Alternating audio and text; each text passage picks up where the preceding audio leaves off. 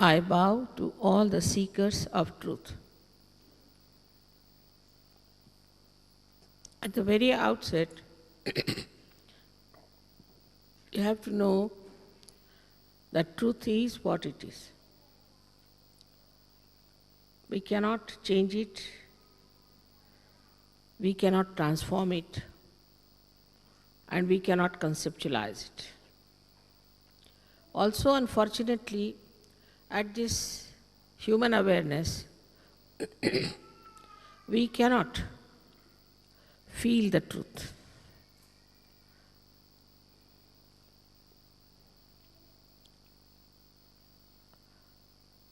So something has to be done, something has to work out in our human awareness, in the evolutionary process. We have become human beings from amoeba. How did we become? And if we are human beings, have we reached the absolute state? We have not. If we had reached the absolute state, then there would have been no problems. Because everybody would have seen the same thing, would have understood the same thing, and felt the same thing. But because we are living in a relative world, we have all these problems. As it is, most of the problems are created by human beings. If you see ecological problems, if you see economic problems, political problems, physical problems, mental problems, family problems, all of them are related to human beings. So we have gone wrong somewhere. There's something that's a missing point which we have not realized.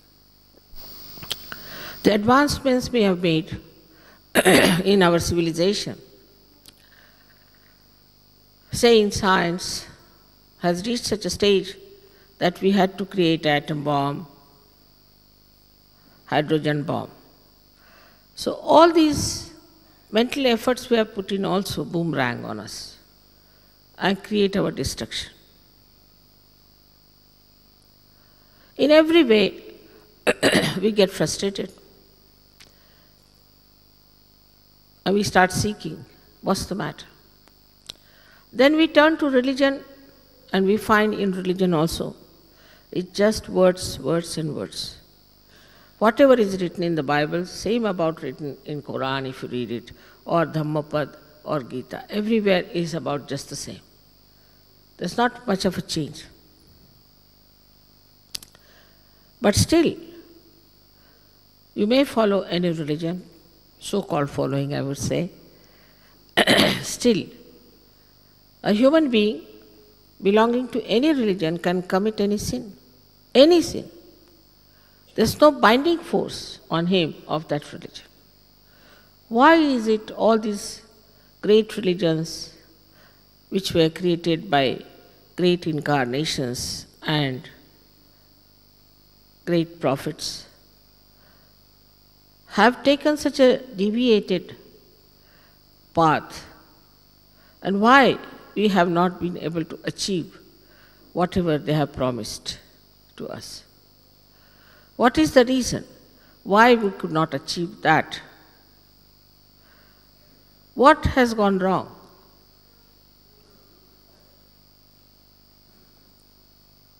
If you read Quran, you'll be amazed.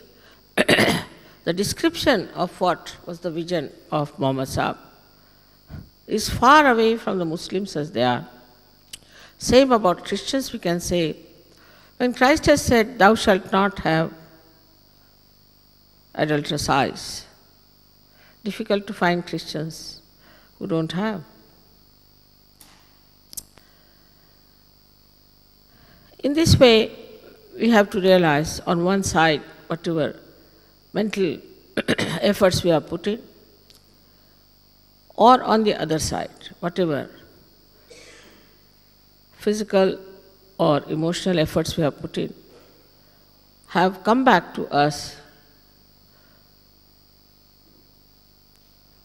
destroying us. We can see the result very clearly, why all these problems are there. Still we adhere to something which is not reality. We go on clinging to it because perhaps we are born like that, perhaps we think that that's we have done now all our lives, so why give up? And the forefathers have done the same, you are doing the same. But now a new category of very honest people are there in this world who are seeking beyond. William Blake has called them men of God. Those who will seek the truth, and they will make other people also godly. That's the time has come, this resurrection time has come, we should say, or this is the last judgment.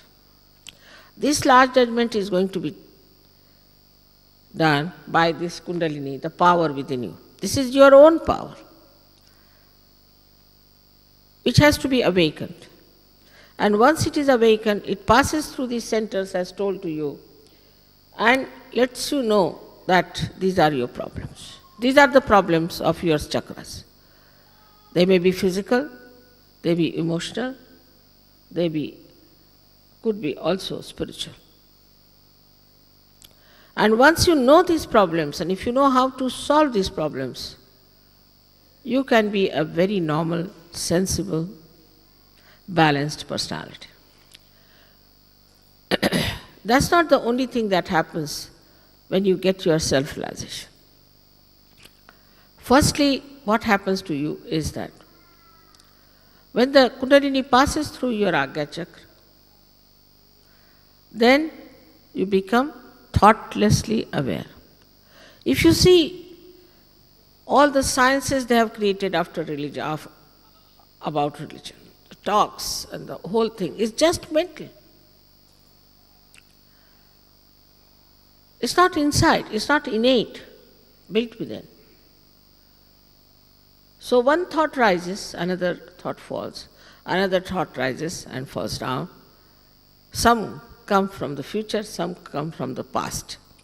And we are jumping on the cusp of these thoughts. But if you say, now, this is the present, stop your mind at this stop point, which is the present. You can't. You just can't do it. Between these thoughts, there is a gap.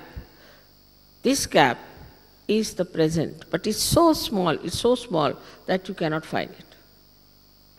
But when the Kundalini passes through this center, then these two institutions, as you see them, the conditioning and the ego, are just sucked in. As a result, you become thoughtlessly aware. Means there is no thought, but you are absolutely aware, very much more aware.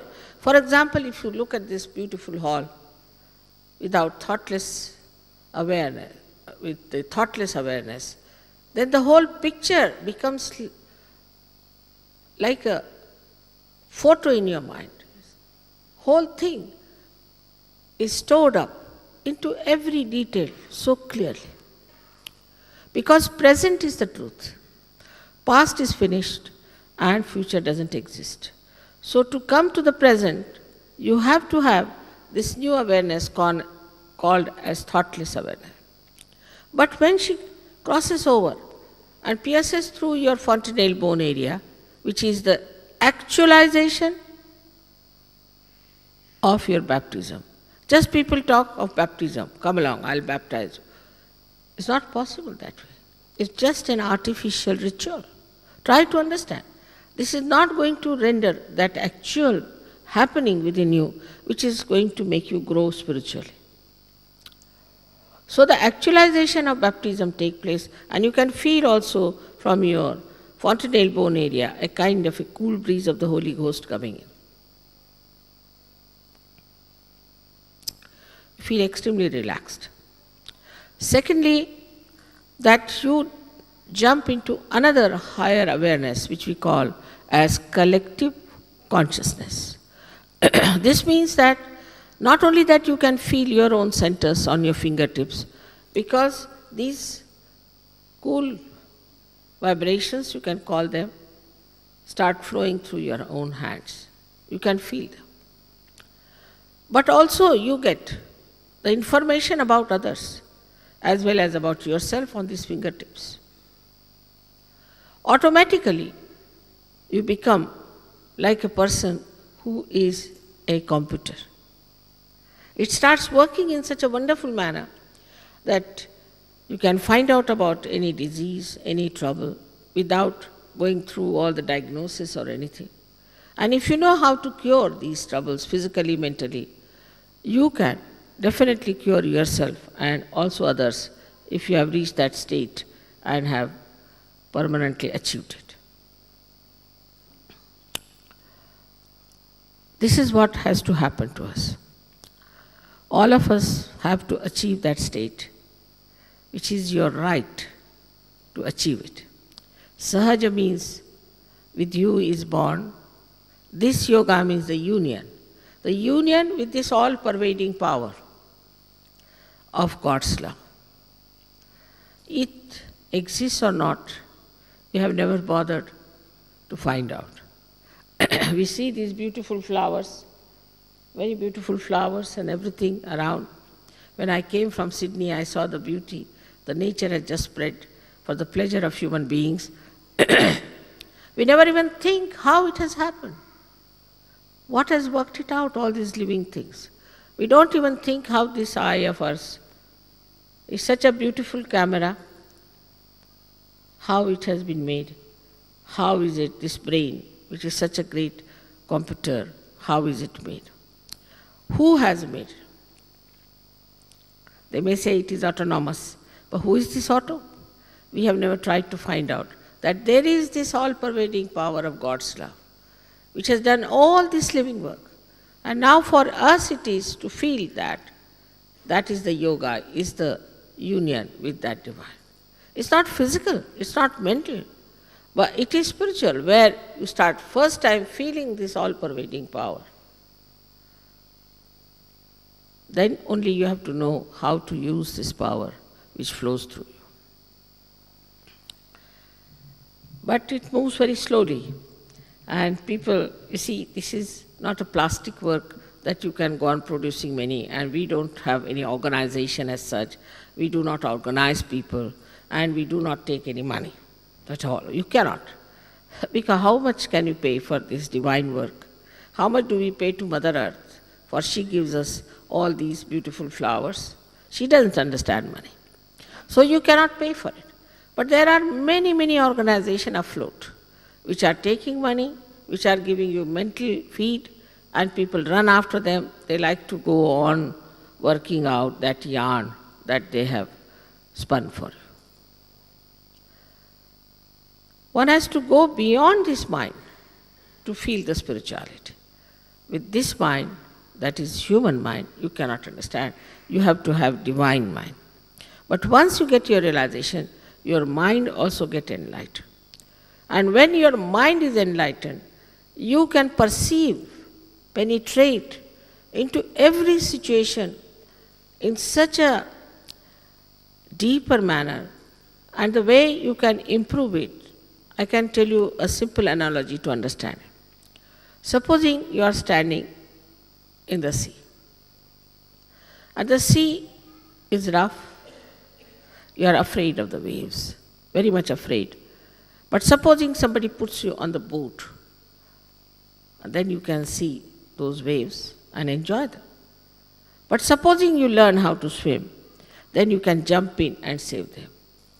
It is not any brainwashing or any sort of a bombardment of words, but it is something that happens to you. You become something as you have become human being. You become realized soul as a result of this last breakthrough of your evolution.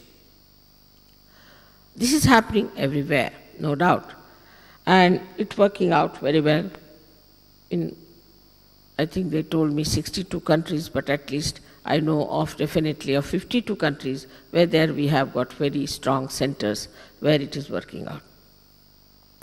Now whatever we are telling you here, you need not accept blindfolded.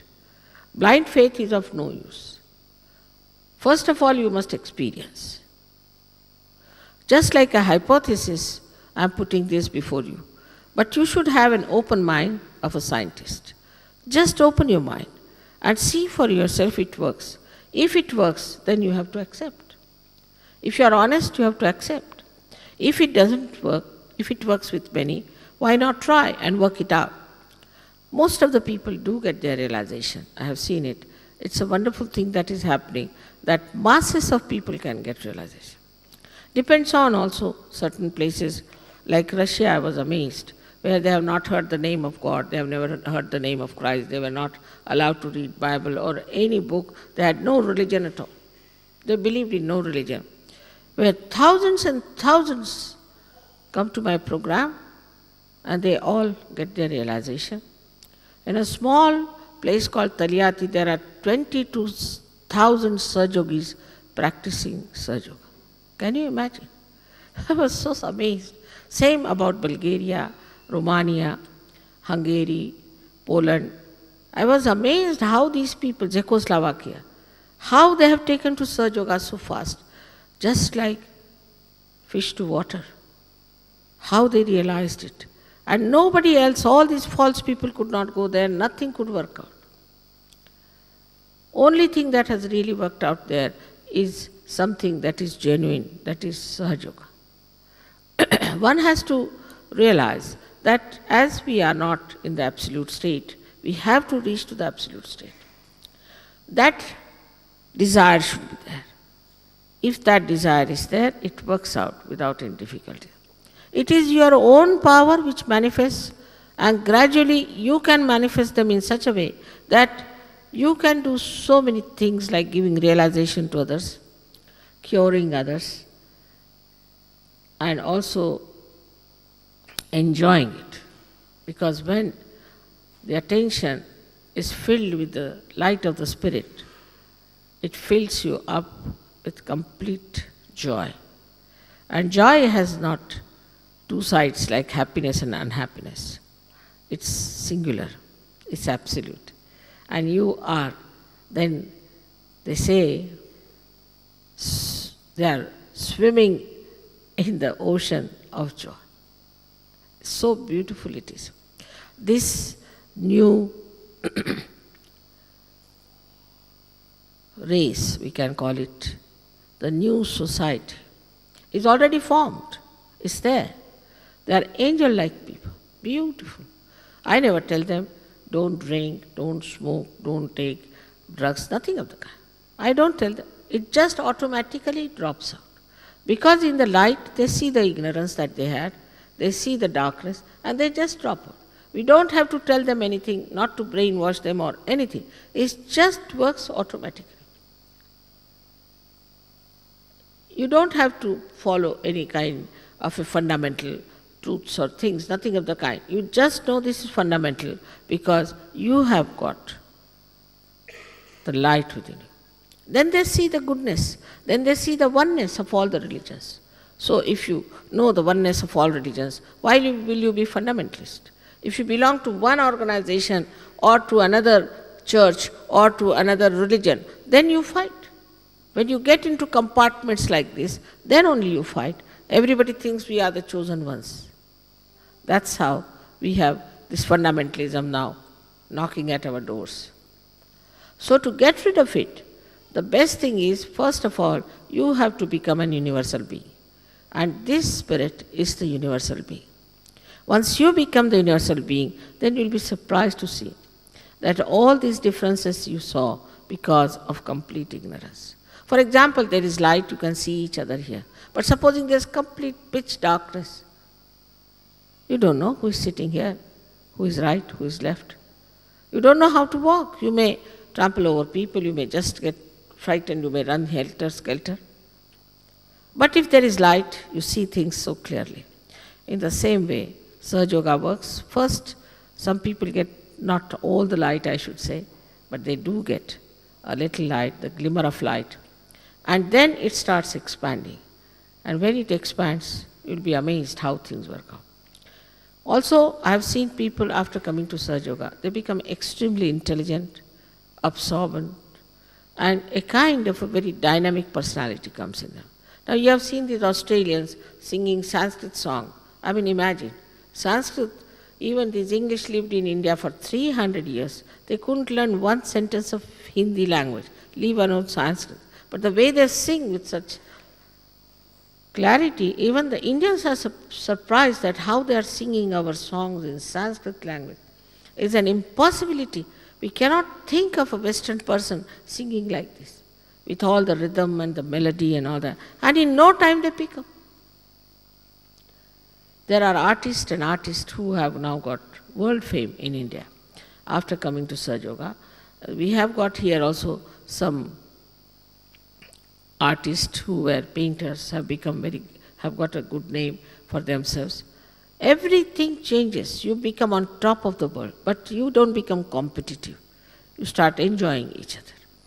Such a brotherhood, such love, such friendship, that you become one drop becoming an ocean, macrocosm becoming the macrocosm. We talk of all these things, but we have never achieved it. Now the time has come for us to achieve all this. In this one lecture, I know I can't talk much. Last year also I was here, and Lord Mayor was here also to grace the occasion. I found him to be a remarkable person, the way he got his realization.